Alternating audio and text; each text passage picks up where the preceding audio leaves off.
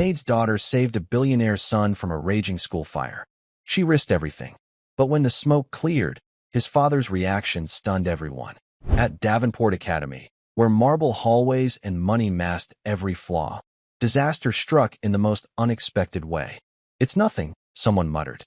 "Just another false alarm." But it wasn't.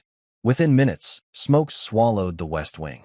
Students poured out into the perfect blue sky, everyone except one, Ethan Davenport, the 17-year-old son of billionaire Richard Davenport. In the chaos, he was left behind, trapped as the fire closed in. The only person who noticed was the maid's daughter, Abigail Foster, the quiet girl no one was supposed to see. While the crowd fled, she turned back, running into the flames. In those smoke-filled corridors, choices were made that no child should ever have to face. What started as a normal day in a library ended as a desperate fight for survival inside a burning school. This is the story of how a forgotten girl became impossible to ignore when silence met fire and everything changed. Just before we dive in, let us know in the comments where you're watching from today. We love seeing how far these stories reach. And make sure you're subscribed so you don't miss tomorrow's special video. Now let's jump back in. Enjoy the story. The smell of burning plastic was the first sign that perfection had a price. 12-year-old Abigail Foster sat alone in the library, a place so quiet you could hear the dust settle. Outside these hallowed walls, a boy's future was about to be decided not by his father's wealth, but by the forgotten lessons of a long-dead soldier. The Davenport Academy was less a school and more a monument to success. Its marble hallways gleamed under recessed lighting.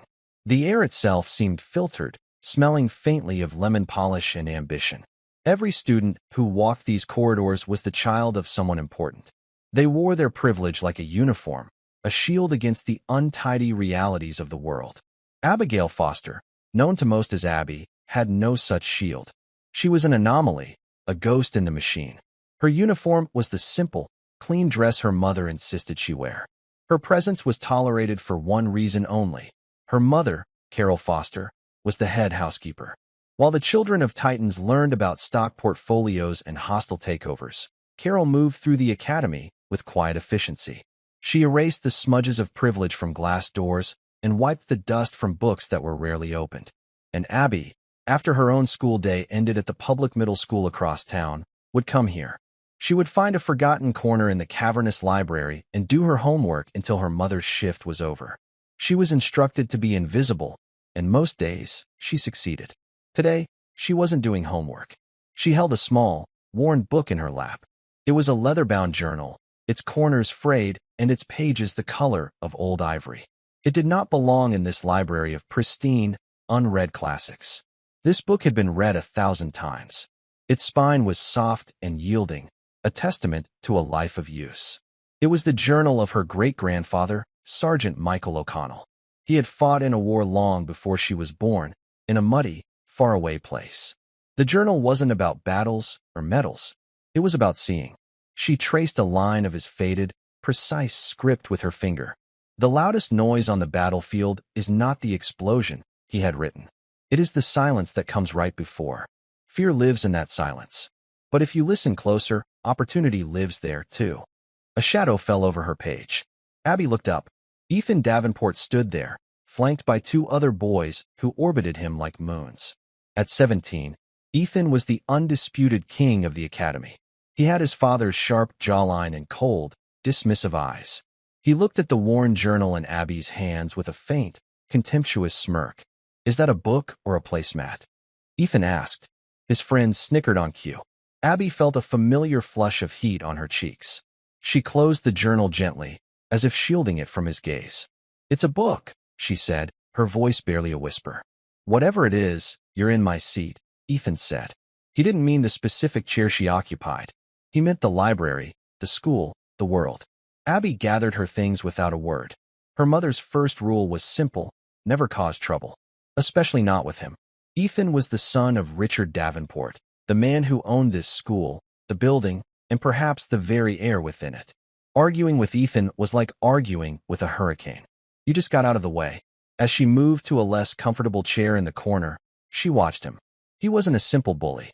She had seen him in moments when he thought no one was looking. She saw the tension in his shoulders, The way he constantly checked his phone as if waiting for a verdict. His father's approval was a currency he was perpetually trying to earn, and it was always in short supply. Today seemed worse than usual. He slumped into the chair she had vacated, pulled out his phone, and his face hardened. He was staring at an email. An academic alert. Physics. Grade F. Ethan's friends saw the look on his face and shuffled away, sensing the shift in the weather. He was alone now, stewing in a silent fury. He ran a hand through his perfectly styled hair, his knuckles white. Abby knew that look. It wasn't the anger of a boy who failed a test. It was the fear of a boy who had to report that failure to a man like Richard Davenport. It was then that she smelled it. A faint, unnatural scent. It wasn't the floor polish or the old paper of the books. It was sharp, acrid, like a toy left too close to a heater. She looked around. No one else seemed to notice. The librarian was typing, her face illuminated by her computer screen. A few other students were lost in their own worlds, headphones on, eyes on their laptops. Abby wrinkled her nose. The smell was growing stronger. It was the smell of wrongness. Her great-grandfather's words echoed in her mind. Trouble rarely announces itself with a trumpet. It whispers. You must learn to listen for the whisper. She stood up and walked quietly toward the library's main doors. In the gleaming hallway, the smell was more pronounced. She followed it, her sneakers silent on the polished marble. The scent led her away from the main concourse, toward the academy's older, less used west wing. This part of the building was a relic. It housed old music rooms and dusty archives. It was scheduled for renovation next year, a project Richard Davenport kept postponing. An unnecessary expense, he'd called it. As she rounded a corner, she saw a thin, gray wisp of smoke curl from beneath the door of Music Room C. It was a lazy, almost playful curl of smoke, but it made the breath catch in her throat. Her heart began to beat a frantic rhythm against her ribs. She turned and ran back toward the library. Fire, she yelled, her voice sounding small and thin in the vast hallway. The librarian looked up, her expression one of annoyance, not alarm. Young lady, there is no shouting in the library. But there's smoke, Abby insisted, pointing down the hall. In the west wing. The librarian sighed, a sound of profound weariness. It's the third time this month. The wiring in that wing is faulty. It trips the sensors. Maintenance has been notified. She turned back to her screen, dismissing the whisper of trouble as a known, manageable annoyance. Abby stood frozen. This felt different. The smell wasn't just electrical. It was thicker now, hotter. Just then, the fire alarm chirped. It was a pathetic, half-hearted sound, not the deafening shriek it was supposed to be. It beeped once, twice, and then fell silent. A collective groan went through the library. Another false alarm. No one moved. But Abby's senses were screaming. The air was changing. It was growing heavier, warmer. She looked back down the long, empty corridor toward the west wing. A flicker of orange light danced under the door of the music room. It wasn't a faulty sensor. It was real. Suddenly, a new sound cut through the quiet hum of the academy. It was a deep, hungry whoosh, like a giant beast taking its first breath. The lights in the hallway flickered and died, plunging the corridor into a dim, eerie twilight lit only by the emergency signs. Panic, a cold and contagious thing, finally erupted. Students began to shout. Chairs scraped against the floor. The stampede began. Abby was swept up in the tide of bodies flooding toward the main entrance. The air filled with screams and the smell of fear. She was pushed and shoved, a small boat in a violent sea. She made it outside onto the manicured lawn, gasping for the clean, cool air. The crowd of students and teachers huddled together, their faces pale with shock, their eyes fixed on the west wing. The smoke was no longer a wisp. It was a thick, black pillar, churning into the perfect blue sky. Flames, bright and savage, were now licking at the windows of the second floor. She scanned the crowd, her heart pounding. She saw the librarian, her face a mask of horror. She saw Ethan's friends, their usual arrogance replaced by a raw, naked fear. But she didn't see Ethan. She remembered the look on his face in the library. The fury, the fear. He wouldn't have followed the crowd. He would have gone somewhere to be alone, to escape, to hide. Abby's mind raced. Where would he go? The West Wing. The old, forgotten part of the school. A place to be invisible. She remembered seeing him storm out of the library just before the alarm had failed, his face like a thundercloud. He had turned left, toward the west wing, toward the fire. No one else knew. No one else had seen him. In the chaos, he was just one student, unaccounted for. They wouldn't realize he was missing for precious, life-altering minutes. He was in there, trapped. Her mother's voice was a frantic mantra in her head. Stay safe. Don't cause trouble. Stay out of the way. But her great-grandfather's voice was a deeper, calmer current. In a moment of crisis, there are two kinds of people: those who run away from the fire, and those who run toward the chaos to find who is left behind. The choice you make defines you. The crowd was a wall of backs, all facing away from the burning building. Sirens wailed in the distance, still too far away. Abby looked at the panicked faces around her, then back at the school. The fire was growing, consuming the old, dry wood of the west wing with a terrifying speed. Every instinct screamed at her to stay put, to stay safe. But all she could see was a boy's face, not of a bully, but of someone who was lost and scared, trapped in a cage of his father's making. Now he was in a real cage, one of fire and smoke. She took a deep breath, the smoke stinging her throat. She slipped away from the edge of the crowd, her small frame going unnoticed in the pandemonium. While the whole world was running away from the fire, Abby Foster turned and ran back toward it. The main entrance was impassable, choked with smoke. She knew another way. Her mother had shown her the service corridors, the hidden arteries of the great building. She ducked behind a row of sculpted hedges and found the steel door used by the kitchen staff. It was unlocked. She pulled it open and slipped inside, into the heart of the crisis. The air inside was thick and hot, a monster's breath. The power was out, and the only light came from the red emergency signs, casting long, distorted shadows on the walls. The distant roar of the fire was louder here, a constant, menacing growl. The building groaned around her, the sound of a living thing in pain. Her lungs burned. Her eyes watered. Every part of her wanted to turn back. She thought of Ethan, not the arrogant king of the school, but the boy with fear in his eyes. She thought of her great-grandfather, a man who walked into danger not because he was fearless, but because he believed some things were more important than fear. Don't look at the obstacle, his journal had said. Look for the path. There is always a path. Abby moved forward, deeper into the smoke-filled halls. She was no longer a ghost in the machine.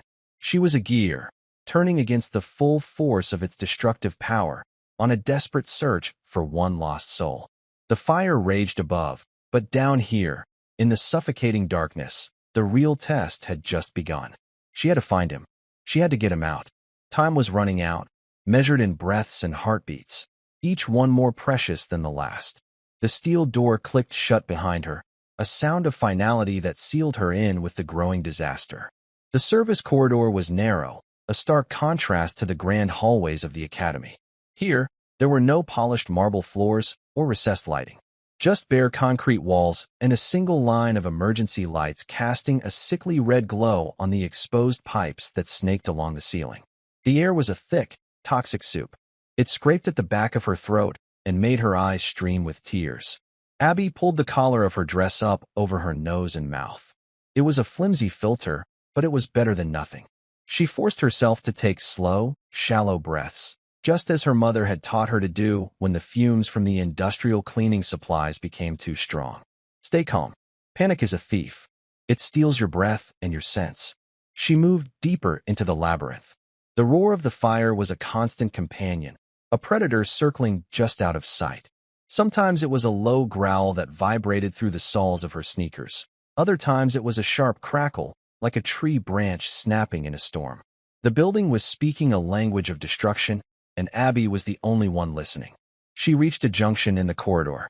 One way led toward the kitchens, the other sloped down toward the boiler room before connecting to the West Wing's basement. She knew this route. She had sometimes followed her mother this way, a secret path through the school's hidden skeleton. She took the path toward the West Wing. The air grew hotter with every step. The red emergency lights became less reliable, flickering as if struggling to hold on to life. A memory surfaced, unbidden. Her great-grandfather's journal, a passage she had read just last night. In the dark, you have two choices. You can curse the blackness, or you can become a creature of the night. You can learn to see with your hands, to hear with your skin. Your body knows the way. You just have to trust it. She reached out, her fingers trailing along the cool, rough concrete of the wall. This became her guide. The wall was her map in the growing darkness. She kept one hand on it at all times, a lifeline in the suffocating gloom. The smoke was thicker here, a living entity that coiled around her ankles and swirled in front of her face. She began to cough, a series of dry, racking heaves that shook her small frame. Fear, cold and sharp, pricked at the edges of her resolve. It would be so easy to turn back, so easy to run back to the clean air and the blue sky. But the image of Ethan's face, pale and strained in the library, was burned into her mind. He was in here somewhere. Alone. She pushed forward. The corridor opened into the basement of the West Wing. The roar of the fire was directly above her now. The ceiling shuddered. A fine layer of dust and ash rained down, coating her blonde hair in a film of gray. She could see the base of a staircase through the smoky haze, leading up into the inferno. It was the only way to the music rooms. Taking a deep breath that was more smoke than air, she started to climb.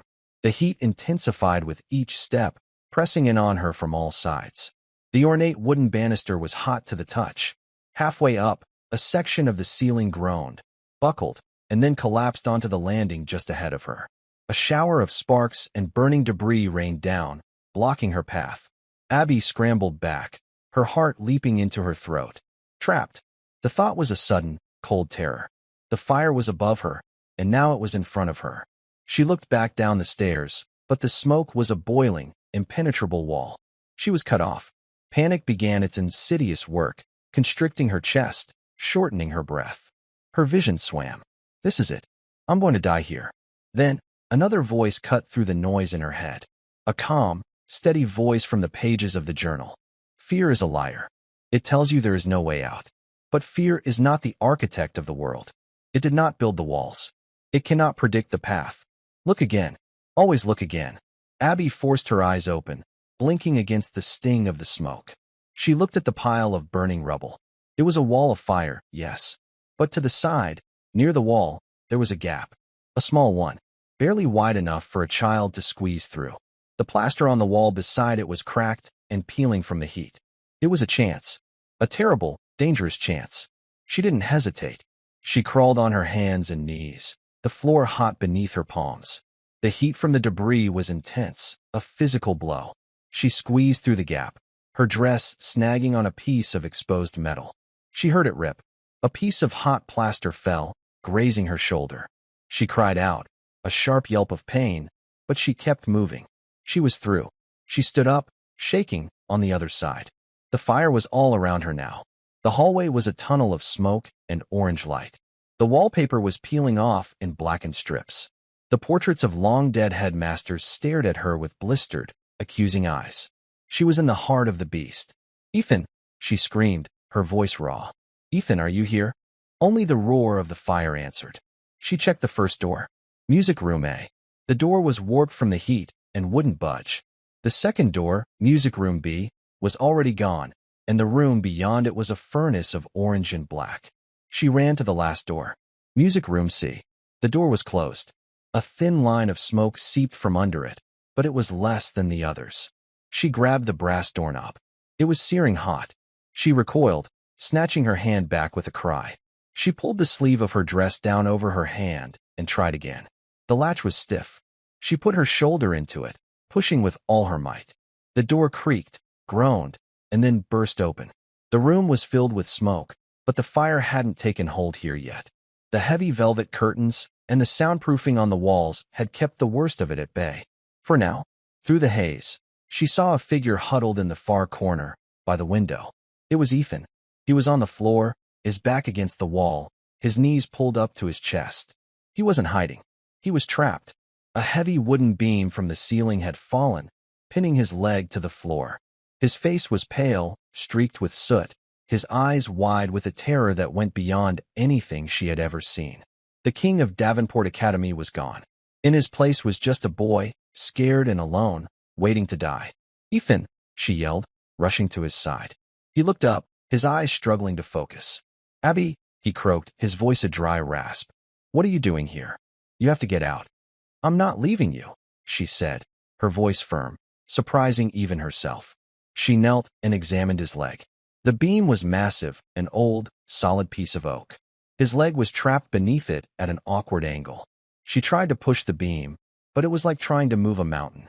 It didn't budge an inch. "It's no use," Ethan said, his voice flat with despair. "It's broken. My leg. I felt it snap."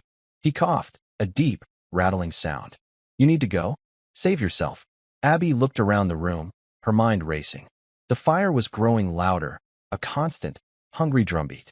The smoke was getting thicker, stealing the air from their lungs. They had minutes, at best. She saw the heavy, floor-to-ceiling velvet curtains. She saw the grand piano in the center of the room. She saw the sturdy metal music stands. "Never see a thing for what it is," her great-grandfather had written. "See it for what it can be. A rock can be a weapon. A rope can be a ladder. A piano can be a lever."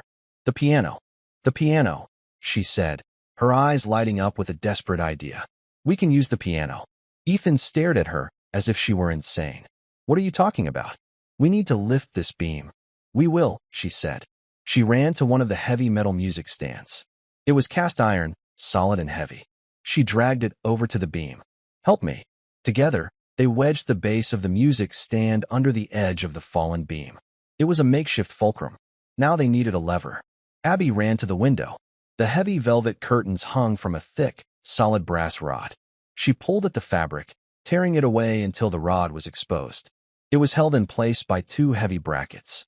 She climbed onto the windowsill and kicked at the first bracket. It was screwed into the old plaster wall. The wood around it was hot and brittle. On her third kick, the screws ripped free.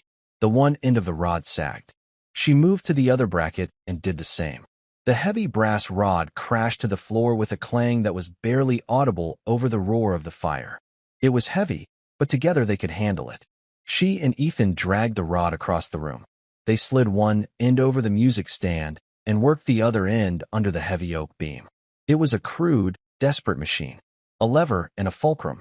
"Okay," Abby panted, her lungs screaming for air. "When I say 3, we push down.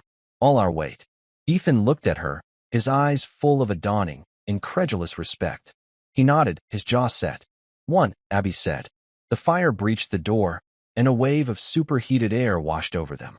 2. A section of the ceiling collapsed in the far corner of the room, showering them with sparks. 3. They threw all their weight onto the end of the brass rod. For a heart-stopping second, nothing happened. The oak beam was immense, a dead weight of centuries-old wood. Then, with a groan of protesting metal and splintering wood, the beam lifted. It rose only a few inches, but it was enough. "Now," Abby screamed, "pull your leg out." "Now." With a guttural cry of pain, Ethan wrenched his leg free. The moment he was clear, they released their hold on the rod. The massive beam crashed back down to the floor, shaking the entire room. Ethan tried to stand, but his leg buckled beneath him. The pain was blinding. Abby didn't hesitate. She threw his arm over her shoulders, taking his weight. He was much bigger than her, and the effort was immense. She staggered, but she did not fall. "We have to go," she said, her voice tight with urgency. "This way." She half-dragged, half-carried him out of the music room and back into the hallway, which was now a raging tunnel of fire. The path they had come in was gone, consumed by the inferno. The ceiling was collapsing in sections. Burning embers rained down around them like deadly snow. There was no way forward, no way back. They were trapped between two walls of fire, in a collapsing building, with the smoke stealing the last of their air. The whisper of trouble had become a deafening roar, and the path had finally, terrifyingly, disappeared.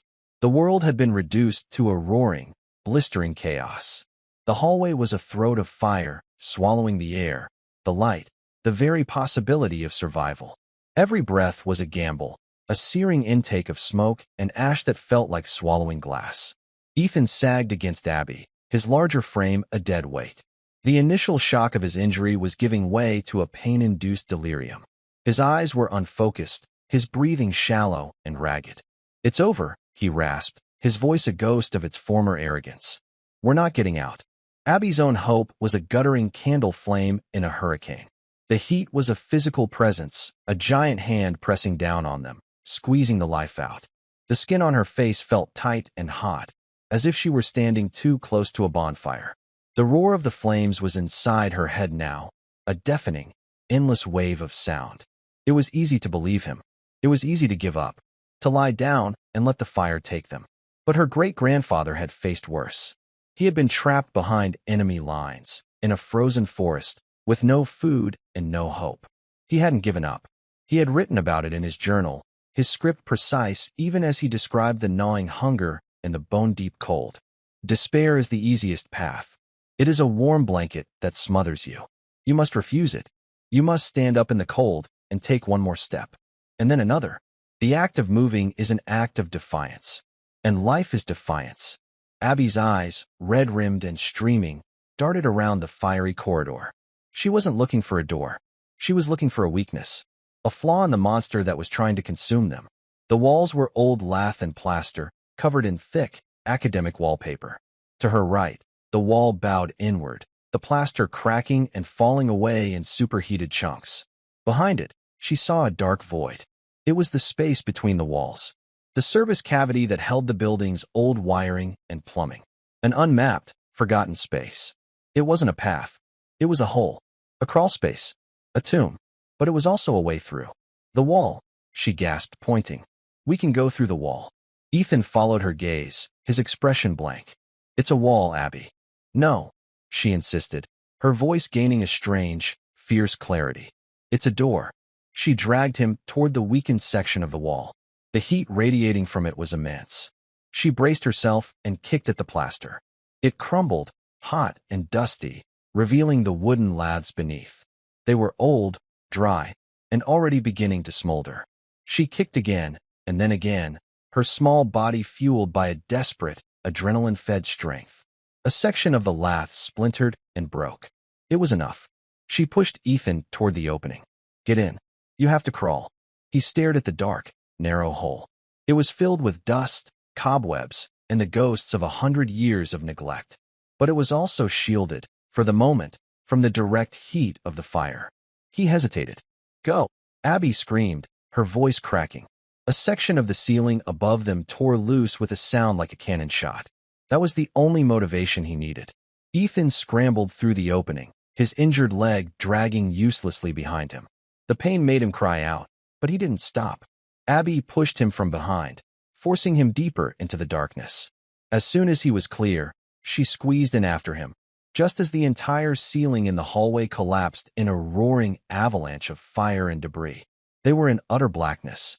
The roar of the fire was muffled now, a distant, angry beast. The air was still thick with smoke, but it was cooler. Dust choked her, the ancient, undisturbed dust of the Academy's bones. The space was tight, a narrow channel between the hot plaster of the hallway and the cool, solid brick of the building's exterior shell.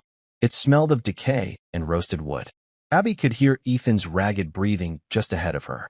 She could feel the vibrations of his coughing through the floor. They were alive. They had defied the fire. For now, I can't see, Ethan whispered, his voice trembling. I can't see anything. You don't need to see, Abby said, her own voice calmer than she felt. She was channeling the old soldier now. She was becoming a creature of the night. You need to feel. Crawl. Stay close to the brick wall on your left. It's the outside wall. It will lead us away from the fire. She put a hand on his ankle, a point of contact in the suffocating darkness. I'm right behind you. Just keep moving. And so they began their slow, agonizing journey. It was a primal kind of movement, a regression to the most basic form of locomotion. They crawled on their hands and knees through a space that was never meant for human passage. Splinters from the rough-hewn floorboards dug into Abby's palms. The dust was a constant irritant, a thick, gritty coating in her mouth and throat. Every few feet, they had to navigate around thick, cloth-wrapped electrical conduits and old iron pipes. Ethan was in agony. Every movement was a fresh wave of pain from his broken leg. He grunted and moaned, but he did not stop. The boy who had sneered at her worn book was now following her every instruction, his life utterly dependent on the small, determined girl crawling behind him. The fire was their pursuer. They could hear it, a constant, menacing presence on the other side of the plaster wall. Sometimes, the wall would glow a dull, angry red, and they would feel a wave of heat wash over them. In those moments, They crawled faster. Time ceased to have meaning. There was only the darkness, the pain, and the slow, desperate crawl toward an unknown destination. Abby's world shrank to the space directly in front of her face, to the feel of the rough wood beneath her hands and the sound of Ethan's labored breathing. She kept her great-grandfather's words in her mind, a shield against the encroaching despair. Your body can go further than your mind thinks possible. The mind gives up first. It whispers that you are tired, that you are hurt, that you should rest. You must teach your mind to be quiet. You must teach it to obey the will to live. Her own body was screaming in protest. Her muscles ached. Her shoulder, where the hot plaster had grazed her, was a searing point of pain. Her throat was raw, her lungs on fire. But she did not stop. She couldn't. Her will was now tied to Ethan's. She was the engine, and he was the cargo. If she stopped, they would both die in this dusty, forgotten tomb. After what felt like an eternity, she felt a change in the air. A faint, almost imperceptible coolness. And a new smell. Not smoke, not dust. It was the smell of damp earth and old stone. They had reached the foundation of the building. They had crawled the entire length of the west wing, 100 feet of darkness and pain. "We're getting close," she whispered, her voice a dry crackle. The crawl space began to slope downward. Up ahead, she saw a faint, grayish light. It was the most beautiful thing she had ever seen. "Look," she said, her voice filled with a desperate hope. Light. The light was coming from a small, grime-covered grate set into the foundation wall. It was an old coal chute, long since sealed and forgotten. It led to the outside. It led to life. Ethan saw it too, and he was filled with a renewed, frantic energy. He clawed his way toward it, dragging his broken leg behind him. He reached the grate and pushed. It was heavy, cast iron, and rusted shut. He pushed again, with a guttural roar of effort and frustration. It didn't move. "It's stuck," he cried, his voice breaking with despair. He slumped against the wall, his brief flicker of hope extinguished. "It's rusted shut." He began to cough, a deep, racking spasm that left him breathless. Abby crawled up beside him. She examined the grate. He was right. It was fused to its frame by decades of rust and neglect. They were so close. They could hear the distant, muffled sound of sirens. They could smell the clean, smoke-free air on the other side. They were looking at the world through a dirty, barred window they could not open. It was the cruelest kind of trap. Hope, followed by absolute failure. Abby felt a wave of dizziness. The smoke, the exertion, the lack of oxygen, it was all catching up to her. Her vision began to tunnel. The edges of her consciousness grew fuzzy. This was it. They had made it all this way, only to die at the very edge of salvation. As she slumped against the cool stone of the foundation, her hand brushed against something hard and metallic. It was a pipe, an old, iron water pipe that ran along the base of the wall. And on the pipe, there was a valve wheel, coated in rust, but solid. Her mind, foggy with exhaustion, latched onto it. A wheel, a tool. Never see a thing for what it is. See it for what it can be. She didn't have the strength to turn the wheel, but she didn't need to. Her great-grandfather's words came back to her, a final, crucial piece of wisdom from a long-dead soldier. Sometimes, the most direct solution is not about force. It is about changing the conditions. You cannot break a frozen lock, but if you can melt the ice. She didn't have fire, but she had water. "The pipe?" she whispered, her voice so faint it was barely a sound. "The valve." She gripped the rusted wheel with both hands. It was cold and unyielding. She closed her eyes and poured every last ounce of her remaining strength into one, final, desperate act. She pulled. Her muscles screamed. Black spots danced in her vision. The world tilted on its axis. But she did not let go. There was a groaning, protesting screech of metal on metal. The valve, frozen for half a century, moved. It turned a quarter of an inch. And then another. Deep within the wall, there was a shudder. A low gurgle. The old pipe, which had been dry for decades, was suddenly charged with a sudden, violent pressure. It buckled, groaned, and then, right at the joint where it met the exterior wall, it burst. A torrent of cold, rusty water erupted into the crawlspace. It wasn't a leak, it was a deluge. It blasted against the foundation wall, hitting the rusted grate with the force of a fire hose. The shock of the cold water on the hot, brittle metal was too much. With a sharp crack, the rusted hinges of the grate shattered. The heavy iron door flew open, and a rectangle of glorious, beautiful daylight flooded the dark space. They were out. Or at least, the way was out. The crawl space was rapidly filling with water.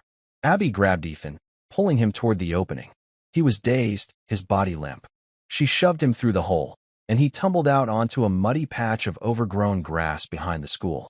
Abby crawled out after him, gasping, choking, and blinking against the sudden, painful brightness of the sun. She lay on her back, her chest heaving, her body screaming with 1,000 different kinds of pain. The sky above her was a perfect, brilliant blue, streaked with the angry black smoke that was still pouring from the ruins of the West Wing. She could hear shouting, the roar of fire engines, the frantic symphony of a disaster in full swing. But for a moment, all that mattered was the feel of the cool, damp earth beneath her and the taste of clean, fresh air in her lungs. She had done it. She had walked through the fire and come out the other side. She had brought the king of Davenport Academy with her. And in doing so, she had changed everything. For a few precious seconds, there was only the sky and the air. Then the world came rushing back in a cacophony of sound and motion. A firefighter in full gear was the first to reach them, his face a mixture of astonishment and relief behind his oxygen mask. He shouted something into his radio, his voice muffled and urgent. Almost immediately, they were surrounded. Paramedics, their faces grim and focused, descended with a stretcher and a flurry of medical equipment. They swarmed around Ethan, their movements a practiced, efficient ballet. Questions were fired at him. Can you hear me? What's your name? Where does it hurt? He tried to answer, but his words were lost in a fit of coughing. One of the paramedics gently placed an oxygen mask over his face. Another began cutting away his soot-covered pant leg to assess the damage to his leg. Through the haze of his pain, Ethan's eyes searched for Abby. He found her. She was being helped to her feet by a female paramedic who was trying to wrap a thick wool blanket around her shivering shoulders. He reached a hand out toward her, a silent, desperate gesture of connection. Abby saw it. She took a step toward him, but the paramedic gently held her back. Let's give them some room, sweetie. We need to take a look at you, too. The world began to spin in slow motion. Abby felt a strange sense of detachment, as if she were watching a movie of her own life. She was aware of the paramedic checking her pulse, shining a little light in her eyes, asking her questions she couldn't quite process. Her mind was a fog of smoke and exhaustion. All she could hear was the roar of the fire, a sound that seemed to be permanently etched into her memory. Then, a new sound cut through the chaos. The sharp, imperious blast of a car horn. A sleek, black limousine, the kind of car that doesn't so much drive as it arrives, had plowed through the emergency cordon, scattering firefighters and police officers like pigeons. It screeched to a halt on the manicured lawn, leaving deep, angry ruts in the perfect grass. The driver's door opened, and a man in a chauffeur's uniform scurried out. He ran to the rear door and opened it with a practiced, deferential flourish. Richard Davenport emerged. He was exactly as Abby had always pictured him. Tall, impeccably dressed in a tailored suit that probably cost more than her mother earned in a year, his silver hair perfectly coiffed. He moved with an aura of absolute command, his face a mask of cold fury. He didn't look at the burning building, a multi-million-dollar asset that was currently going up in smoke. He didn't look at the frantic efforts of the fire crews. His eyes, cold and gray like a winter sea, scanned the crowd of evacuated students and staff until they found their target. The paramedics, the stretcher, and the boy lying on it. He strode toward the scene, his expensive leather shoes sinking into the soft, wet grass. He moved with the predatory grace of a shark, and the crowd of emergency personnel seemed to part before him instinctively. He stopped beside the stretcher and looked down at his son. It was not the look of a concerned father. It was the look of an engineer assessing a piece of damaged machinery. "What is the extent of the damage?" he asked, his voice low and devoid of emotion. He was speaking not to Ethan, but to the paramedic who was carefully splinting his leg. The paramedic, a man in his 50s with a kind, weathered face, looked up, momentarily taken aback by the man's cold demeanor. "He has a compound fracture of the tibia and fibula," he said, his voice clipped and professional. "Severe smoke inhalation, and some second-degree burns on his hands and arms." We need to get him to the hospital immediately. Richard Davenport's gaze flickered over Ethan's burns, his broken leg, the oxygen mask on his face. He didn't say, "Will he be okay?" He didn't say, "Thank God he's alive." He looked at his son, his heir, the future of the Davenport Empire, and he said one word.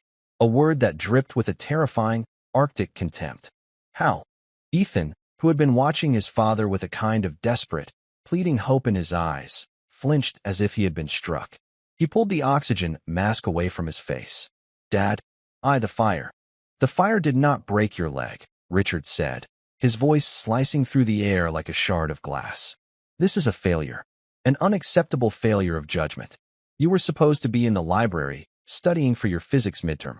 Instead, you are found in a part of the building that has been off limits for months, with a self-inflicted injury. Explain yourself." The paramedics and firefighters exchanged shocked, disbelieving glances. They were witnessing a level of cruelty that was more shocking than the fire itself. "It wasn't his fault," a small voice said. Richard Davenport turned. For the first time, he seemed to notice the small, soot-covered girl standing beside the ambulance, wrapped in a gray blanket. He looked at her with a blank, dismissive expression, as if she were a piece of stray litter that had blown onto his property. "Who is this?" he asked, his question directed at the air itself. It was the female paramedic who answered. "This is the girl who saved him, sir." She pulled him out. Richard's gaze settled on Abby. He scrutinized her from head to toe, his eyes lingering on her torn and dirty dress, her bare feet, her face streaked with soot and tears. There was no gratitude in his expression, no admiration, only a cold, calculating assessment. He saw not a hero, but a complication, a loose thread in his perfectly woven world. "You are Carol's daughter," he stated. It wasn't a question. He had a file in his head for everyone who worked for him, a mental ledger of assets and liabilities. Abby, he had always classified as a nonentity, a silent, peripheral part of the housekeeping staff. Abby swallowed, her throat dry and raw. "The ceiling fell," she said, her voice quiet but steady. "A beam trapped his leg. He would have died if I hadn't found him." Richard's eyes narrowed. He looked from Abby to his son and back again. He was processing the information, not as a story of heroism, but as a series of inconvenient data points. His son, the heir to a billion-dollar fortune, had been saved by the housekeeper's daughter. It was a narrative he could not control. It was messy. It was unseemly. "I see," he said, his voice dangerously soft. He turned his attention back to Ethan. "So, not only did you disobey my direct instructions, not only did you fail your physics exam, you also demonstrated a level of incompetence so profound that you had to be rescued by a child." Each word was a carefully aimed blow. Ethan, already broken and in pain, seemed to shrink on the stretcher. The hope in his eyes died, replaced by a familiar, soul-crushing shame. Abby felt a surge of something she had never felt before. It wasn't fear. It was anger. A hot, righteous anger that burned away the last of her exhaustion. "He was trapped," she said, her voice louder now. Anyone would have been trapped. It wasn't his fault. Richard Davenport turned his full, icy attention on her. "You will be silent," he said, his voice dropping to a near whisper that was more menacing than any shout. "You are the help. You do not speak unless spoken to." Just then, another figure broke through the crowd. It was Carol Foster, Abby's mother. Her face was pale with terror, her eyes wide and frantic. She had been at the other end of the campus, supervising the cleaning of the gymnasium, when she had heard the news. She ran to Abby, her arms wrapping around her daughter in a fierce, protective embrace. "Oh, Abby, my baby," she sobbed, holding her tight. "Are you all right? I was so scared." She pulled back and examined her daughter, her hands fluttering over the burns and scrapes, her eyes full of a mother's terrified love.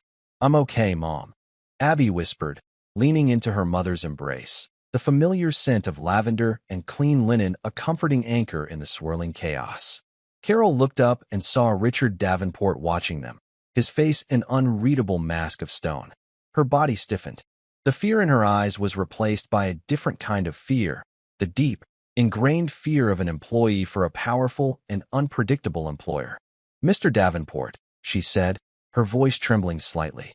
"I am so sorry. I don't know what she was thinking. I told her to stay out of the way." Richard said nothing. He simply looked at Carol, and then at the daughter she was holding. He was putting the pieces together. The disobedient son, the heroic maid's daughter, the potential for a story that would paint his family in a weak, unfavorable light. He reached into the inner pocket of his suit jacket and pulled out a checkbook and a gold pen. He uncapped the pen with a soft, expensive click. He wrote quickly, his movements precise and economical. He tore the check from the book and held it out. Not to Abby, the girl who had saved his son's life, but to her mother. "A bonus," Richard Davenport said, his voice flat and businesslike. "For your trouble, and for your silence. This incident is a private family matter. I trust you will ensure your daughter understands that. She will not speak of this to anyone. Not the press. Not the school. No one. Is that clear?" The paramedics, the firefighters, even Ethan, stared at the check. It was a piece of paper, but it was also a gag order. It was a price tag. It was a dismissal. It was the final, stunning, and utterly cold-hearted reaction of a man who saw the world not in terms of people, but in terms of transactions. He wasn't rewarding a hero. He was buying a problem and making it go away. Carol stared at the check in his outstretched hand. Her face was a canvas of conflicting emotions: fear, confusion, and a dawning, terrible understanding. She looked at her daughter, covered in soot, her small body trembling with exhaustion and shock. She looked at the billionaire, his face impassive, his hand steady. She looked at the check, a piece of paper that represented more money than she made in a year. A piece of paper that was meant to buy her daughter's courage and erase it from the world. The choice she made in that moment would be as important as the one her daughter had made in the heart of the fire. The entire world of Davenport Academy, with all its power and its privilege, held its breath, waiting to see what she would do. Carol Foster looked at the slip of paper. It was neatly printed, the amount written in a confident, masculine script. It was enough money to fix the transmission in her old car. It was enough to buy a new winter coat, the kind that didn't let the wind cut through to the bone. It was enough to stop worrying, just for a little while, about the bills that piled up on her small kitchen table. It was a key to a slightly easier life. Then she looked at her daughter. Abby was watching her, her blue eyes wide and serious. She wasn't crying. She wasn't pleading. She was just watching, with a quiet strength that seemed impossibly old for a 12-year-old. In her daughter's soot-streaked face, Carol saw not a victim, but a victor. She saw a girl who had walked through hell and emerged, not just alive, but whole. Abby had done something brave and true, something that could not be measured in dollars and cents. To accept the check would be to tell her that it could. It would be to tell her that her courage had a price tag, and that this man, with his cold eyes and his endless money, had the right to set it. Carol thought of the generations of women in her family who had worked hard, kept their heads down, and accepted what the world gave them. She had always believed that was the only way to survive, to be invisible, to cause no trouble. But her daughter had just taught her a different lesson. She had taught her that sometimes the only way to survive is to become visible, to stand up, to be trouble for the people who believe the world belongs to them. Slowly, deliberately, Carol raised her hand, not to take the check, but to gently push Richard Davenport's hand away. Her fingers, chapped and clean from a lifetime of hard work, brushed against his manicured ones. It was a small, quiet gesture, but it landed with the force of a thunderclap. "We don't need a bonus, Mr. Davenport," she said. Her voice was soft, but it carried a weight of newfound steel. "My daughter did not save your son for a reward. She did it because it was the right thing to do." Richard Davenport's face, for the first time, registered an emotion, disbelief. It was a faint, almost imperceptible flicker in his cold gray eyes, but it was there.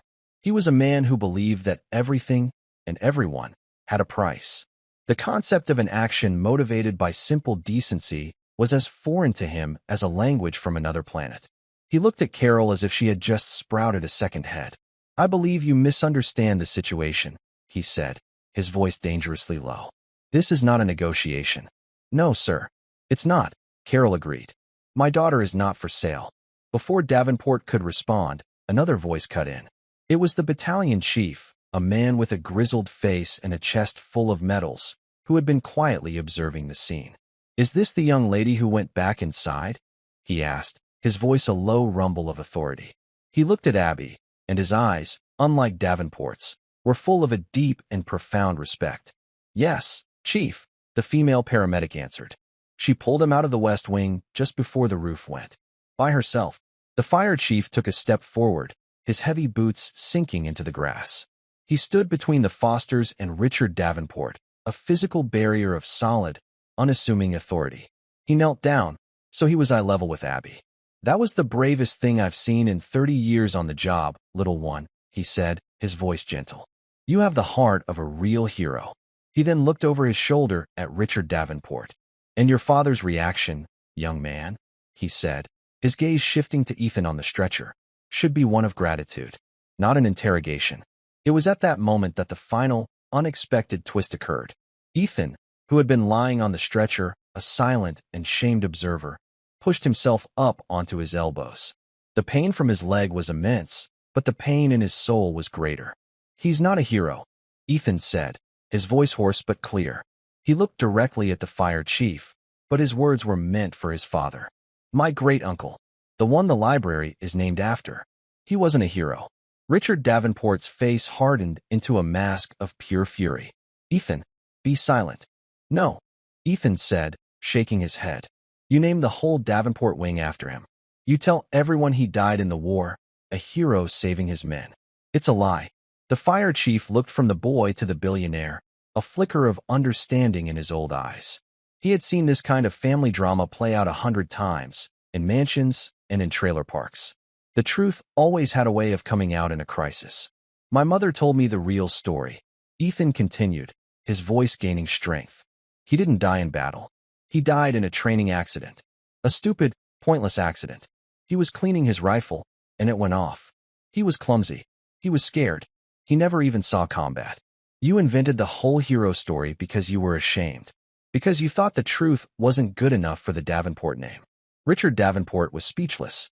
His carefully constructed world, his legacy built on a foundation of curated lies, was being dismantled in front of an audience of paramedics and firefighters by the very air he had tried to mold in his own image.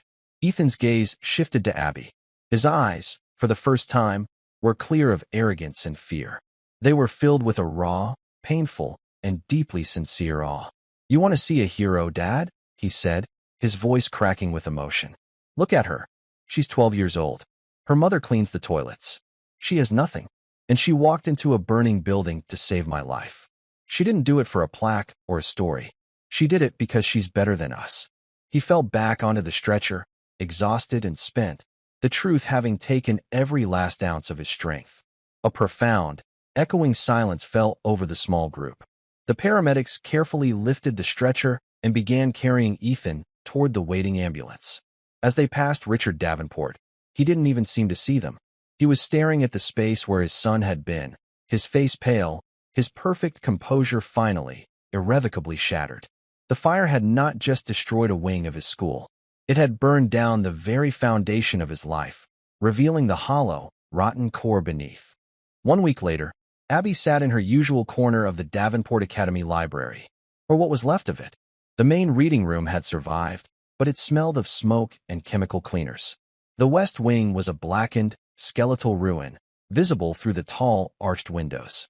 The school was closed for repairs, but Carol had been called in to supervise a special cleaning crew, and Abby had come with her. She was holding her great-grandfather's journal in her lap. She had read it cover to cover 3 times in the past week. His words were no longer just stories. They were a part of her. A figure appeared at the end of her table. It was Ethan. He was on crutches, his leg in a massive cast covered in signatures. He moved awkwardly, but his face was different. The arrogance was gone. The fear was gone. He looked younger, and at the same time, much older. He didn't say anything at first. He just stood there for a long moment. Then, he placed a book on the table in front of her. It was a brand new, leather-bound volume. A physics textbook. I thought you might need this more than me, he said, a faint, embarrassed flush on his cheeks. I'm not coming back here. I'm transferring to the public high school next semester. Abby looked at him, surprised. Why? Because I want to be somewhere real, he said. He looked around the vast, empty library. This place, it's not real. It's a story my father told himself. I need to find my own story. He paused, then looked her directly in the eye. Thank you, Abby. You didn't just save my life. You saved me. He turned and began to hobble away. "Ethan," Abby called out. He stopped and looked back. "My great-grandfather," she said softly. "He wasn't a general or a decorated officer. He was just a sergeant. He was scared all the time. But he said that courage isn't about not being afraid. It's about being afraid and doing what needs to be done anyway." A slow smile spread across Ethan's face. A real smile, not a smirk. "I think I'd like to read that journal of yours sometime." "I'd like that," Abby said. As he walked away, Abby opened the physics textbook. On the inside cover, in a messy, boyish scrawl, he had written a single sentence. "To Abby, the girl who understands the true nature of friction and momentum. And courage." She looked out the window at the burned-out shell of the West Wing. It was a scar on the face of the perfect academy. But it was also something else. It was a monument, not to a fake hero, but to a real one. A reminder that the biggest fires are not the ones that burn down buildings, but the ones that burn away the lies we tell ourselves. And that sometimes, the only person who can lead you out of the smoke is the one you never saw at all. The quiet girl in the corner of the library, who knew how to listen for the whisper of trouble, and had the courage to answer its call. And that's where we'll end the story for now. What did you think of this journey? Have you ever experienced something similar, or discovered hidden meaning in an unexpected place? Share your thoughts in the comments below. I'd love to know what you were doing while listening. Maybe relaxing after work, on a late-night drive, or just winding down. I truly enjoy hearing your own stories. And if you want to make sure we cross paths again, hitting like and subscribing makes a huge difference. There are so many more inspiring journeys waiting to be told.